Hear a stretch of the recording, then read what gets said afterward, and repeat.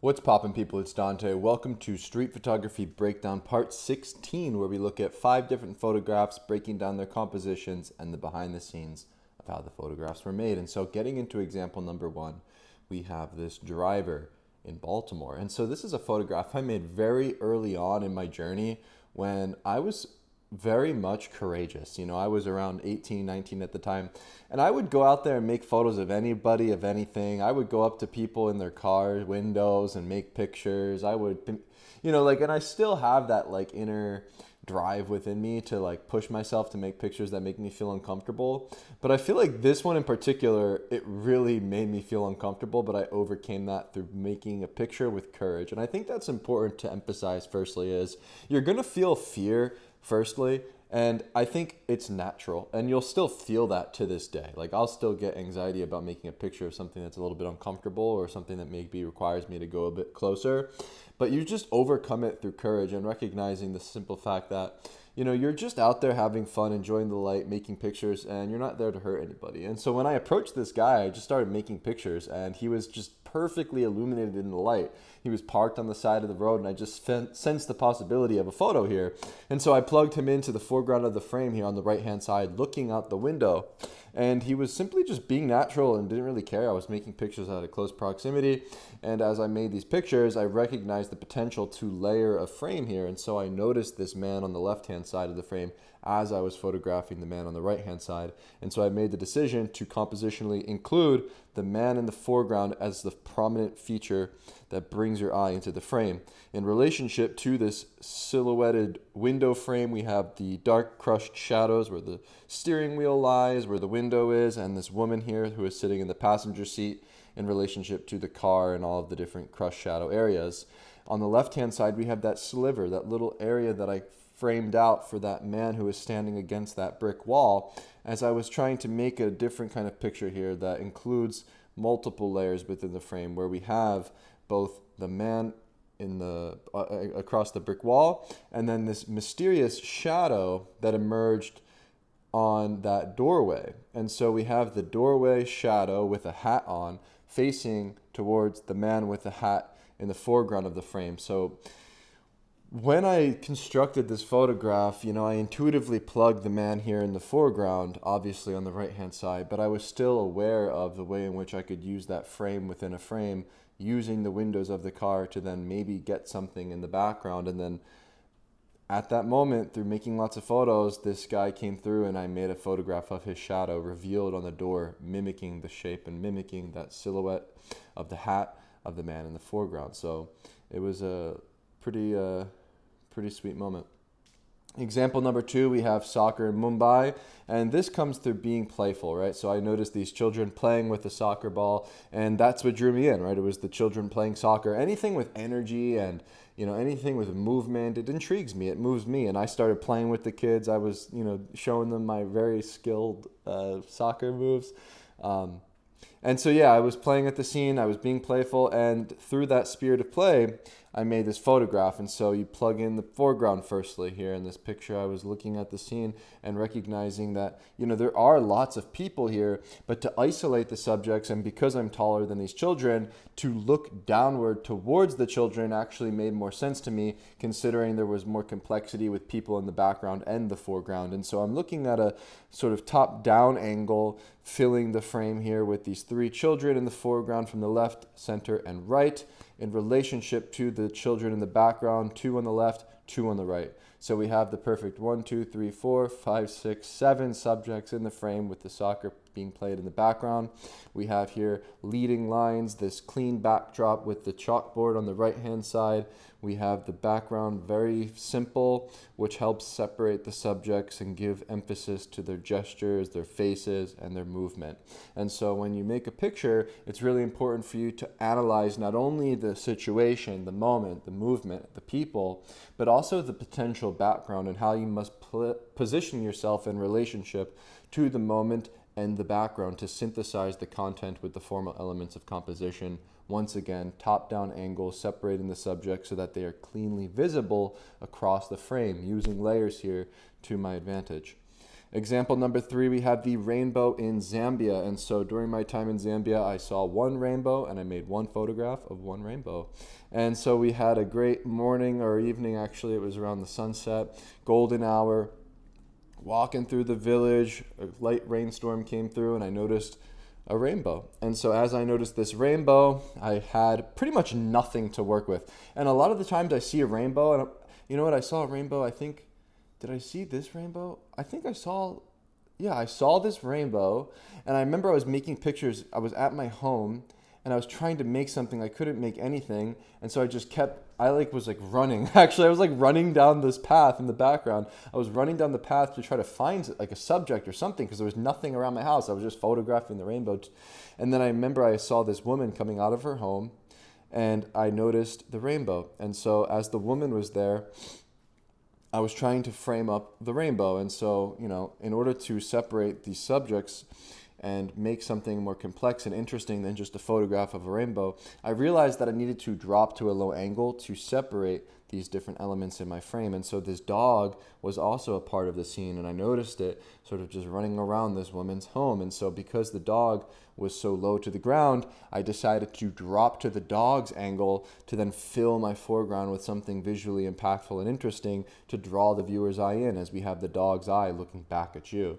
In relationship to the woman there on the right-hand side, wearing her ichitenge, wearing that classic Zambian cloth, and we have this low angle that separates her from the sky. And so she's looking back towards you, the dog's looking back towards you. We have that thatched roof home on the left-hand side with that path that leads your eye back to the rainbow. So we have the beautiful clouds, the rainbow, the house, the dog, the woman. I wound up finding these different elements through chasing after the rainbow and then finding the pot of gold on the other side of a very simple everyday scene here in Zambia of a woman, her dog, her home, and then the cherry on top being the rainbow. And so again, relating your physical body to the moment to synthesize the content with the form. I had to drop low. I had to make sure that I position myself and my physical body in a particular way to isolate the subjects in my frame. This is very important to emphasize. Imagine I'm photographing from eye level. The woman would be crushed out from the background of those trees. The dog would hardly be visible. The building wouldn't be as prominent. And so you really need to understand how you need to position your body in relationship to the moments to create a strong photo. Example number 4, pigeons in Philadelphia by the train station or the bus station that is no longer. And so I was walking down the street and I noticed these pigeons would always gather at this particular corner all the time. I would notice these pigeons here near Chinatown. There's some restaurants nearby. Maybe there was some food scraps, and there's always pigeons here.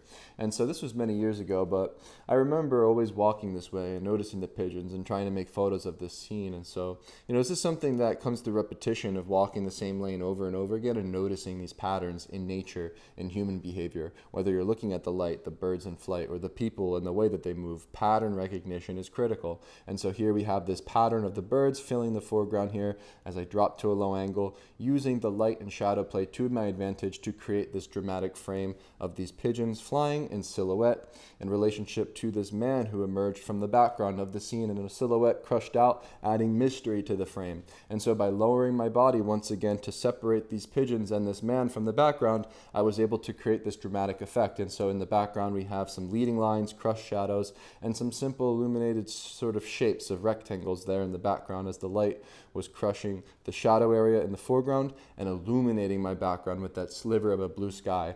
And so the point is, when you're photographing in these dynamic scenes with these light and shadows, it's really important for you to understand the relationships you can make between the people, the moments, and the light and shadow. And so by photographing in the shadow area, I was able to crush the people in silhouette. I was able to crush the pigeons in silhouette and then illuminate what's in the background in the light. And so when you look at the scenes that have light and shadow play, it's important for you to be hyper aware of how light falls and how you can position yourself to separate the different elements from the light, from the shadow, drawing in on the scene for drawing from the scene what it delivers to you. And so what it delivered to me here was the silhouettes, and I made sure to position these figures and shapes against the background there of that bright light and illuminated wall to then create this dramatic effect. And so, yeah, the man came around the corner very spontaneously, and during that time he came around the corner, I wound up making the frame. Example number 5, bus stop in Baltimore. So this is a place that I photograph very frequently and I observed all of the time because bus stops are where the people are. And so I think that bus stops are just a good place to practice street photography generally. I think with layering, it's a really good place. People are always waiting at the bus. People are coming on and off of the bus. People are sitting down, standing up, playing, whatever. There's potential at bus stops, firstly. Secondly, I found myself gravitating towards this bus stop in Baltimore because Baltimore is very spread out and it's very sparse to find people in the streets, but the bus stops is where it seemed to be happening. And so at this bus stop, I noticed this boy playing over and over and over again, jumping against this wall. And this is something I noticed once again through pattern recognition and through repetition and consistency at the scene. Through making lots of photographs, I was able to freeze the action and make this decisive moment happen. And so the boy was doing this movement over and over again. And so I had some time to make this frame actually. And so as I was making this photograph of this boy, I was trying to put different puzzle pieces together. Eventually, this man on the right-hand side came into the frame, and so he's smoking a cigarette, he's got crutches on, he's holding a cigarette, he's got a gesture of him smoking and blowing the smoke out of his mouth, looking towards that boy who is gesturing, climbing up the wall like a superhero. And so this came through me working the scene, right? I knew I had this moment of the boy who was playing here. You know, that was the thing that initially drew me in. He's jumping up onto that wall. But in order to make a stronger photograph, I believe you should include not just one moment, but multiple moments within one frame, and that helps tell a more dramatic and interesting and compelling story, or just create a more visually and emotionally impactful photograph. And so including this man in the frame came naturally as he then later emerged at the scene, and so then I positioned myself in a way that allowed me to plug this man within the frame. And so now I filled the foreground with this man smoking the cigarette, and then on the left-hand side in the far background, this woman happened to be walking around the bus stop, filling the left-hand side in the very far back, just adding another dynamic, adding another layer to the composition, drawing your viewer's eye from the right, middle to left, all the way from the foreground, middle ground to the background. The background is very clean. We have some repeated patterns of the triangle there on the brick wall. We have the windows in the background and a very simple backdrop here with the windows on the right-hand side separating the man smoking the cigarette, and the full composition here of the man smoking the cigarette with the boy playing against the brick wall. You know, he's got that Spider-Man backpack on, right? He's channeling his inner Spider-Man trying to climb the wall. You know, it's kind of cool too that he's got the Spider-Man backpack on. You know, I look at the people in the street as heroes for me to uplift in my photographs, and a lot of the time I like to champion humanity, and that's my goal as a street photographer who documents humanity.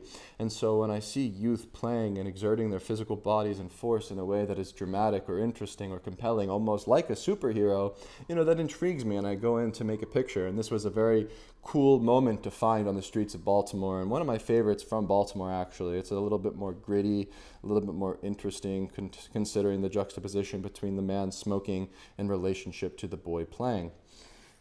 And so with that being said, thank you for watching today's video. If you enjoyed, please feel free to visit DanteSisofo.com for more resources on street photography. You can also check out my YouTube channel at youtube.com/streetphotography for more videos. Thank you for watching, and I will see you in the next one. Peace.